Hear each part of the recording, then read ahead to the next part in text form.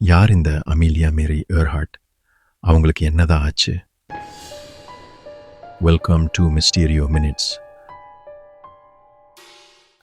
1897 ஜூலை 24 அமெரிக்காவில் உள்ள ஆச்சஸ் என்ற ஒரு சின்ன நகரத்தில் பிறக்கிறாங்க அமெலியா. சின்ன வயசுல மற்ற குழந்தைங்க பொம்மைங்களை வச்சு விளையாடினால் அமெலியா மட்டும் மரத்து மேலே ஏறுறது, வேகமா ஓடி காத்து வந்து முகத்தை தட்டும் உணர்ச்சியை ரசிக்கிறது, இது மாதிரி சின்ன சின்ன சவாலான குணங்கள் எல்லாம் அமெலியாவோட இயல்பிலேயே இருந்தது. அப்போ ஒரு நாள் ஒரு சின்ன மர விமானத்தை பார்த்த அமெலியா தானும் ஒரு நாள் வானத்துல பறக்கணும்னு ஆசைப்பட்டாங்க. 1918 அது உலகப்போர் காலம். அமெலியா ஒரு விமான கண்காட்சியில் கலந்துக்கிட்டாங்க. அங்கதான் ஒரு பெண் விமானியான அனிடா ஸ்னூக்கை சந்திக்கிறாங்க. அப்போ அமெலியா அனிடா கிட்ட தனக்கு விமானத்தில் பறக்க கற்றுக் கொடுக்க சொல்லி கேட்டுக்கிட்டாங்க. அந்த சந்திப்பு தான் அமெலியா வாழ்க்கையே மாற்றி அமைச்சது. அந்த காலத்தில் பொண்ணுங்க விமானம் ஓட்டுறது ரொம்ப அபூர்வம். ஆனால் அமெலியாவோட உறுதி சில மாசத்திலேயே தன்னோட முதல் விமான பாடத்தை தொடங்கினாங்க. 1921 அமெலியா த கெனாரி என்று அழைக்கப்படுற முதல் சிறிய விமானத்தை வாங்கினாங்க. அதில் 14,000 அடி உயரம் பறந்த முதல் பெண்ணுன்ற சாதனையை உருவாக்குனாங்க. அது மட்டும் இல்லை, 1928 ஃப்ரெண்ட்ஷிப் என்ற விமானத்தில் அமெலியா அட்லாண்டிக் ஓஷனை கடந்த முதல் பெண் என்ற சாதனையும் படைச்சாங்க. பிரான்ஸ் அரசாங்கம் அமெலியாவுக்கு லீஜன் ஆஃப் ஆனர் விருது அளித்தது.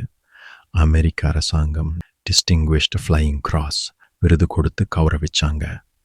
அது 1937. அப்போ அமெலியாவுக்கு வயசு 40. இருந்தாலும் இந்த முழு உலகத்தையும் வானத்தில் பறந்து சுற்றி பார்க்கணுன்ற அமெலியாவோட கனவு இன்னும் அவங்கள பறக்க செஞ்சிச்சு.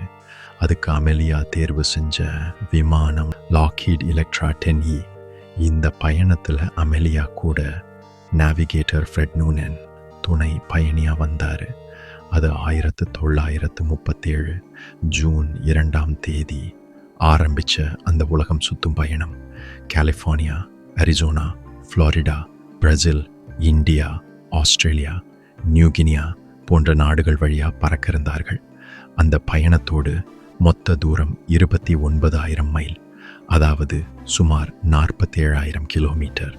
அது ஜூலை 2, 1937.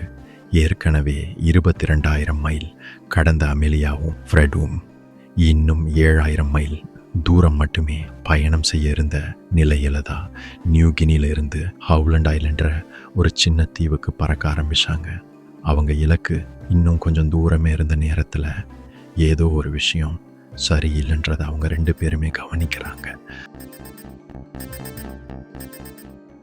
அமீலியா காகா ஹவுலண்ட் ஐலண்டில் வெயிட் பண்ணிட்டு இருந்தவர்களுக்கு அமெலியா விமானத்தில் இருந்த ரேடியோ டிரான்ஸ்மிஷன்லேருந்து ஒரு மெசேஜ் வருது. விமானத்தில் இருக்க ஃபியூல் சீக்கிரம் தீரப்போகுது, எங்களால் ஐஸ்லாண்டில் பார்க்க முடியலை. இதுதான் அமீலியாவோட விமானத்திலிருந்து வந்த கடைசி மெசேஜ். இந்த மெசேஜ் வந்த கொஞ்ச நேரத்திலேயே பறந்துட்டு இருந்த அமேலியாவோட விமானம் வானத்திலிருந்து முழுசாக மறையுது. பல வருஷமாக அமெரிக்க அரசு, நேவி, ஆராய்ச்சியாளர்கள்னு பலர் தேடியும் இப்போ வரைக்கும் அந்த பிளேனோட சின்ன பார்ட் கூட யாருக்கும் கிடைக்கல. அமேலியாக்கும் நூமனுக்கும் அன்னைக்கு என்ன ஆச்சுன்றது இப்போ வரைக்கும் ஒரு மர்மமாக இருக்குது. இது மாதிரி வேற இந்த மிஸ்ட்ரிஸ் பற்றி பேசணும்னு காமெண்ட்ஸில் சொல்லுங்கள். அடுத்த மர்மத்தில் சந்திக்க காத்திருக்கும் நான் Mysterio. Have a mystery night.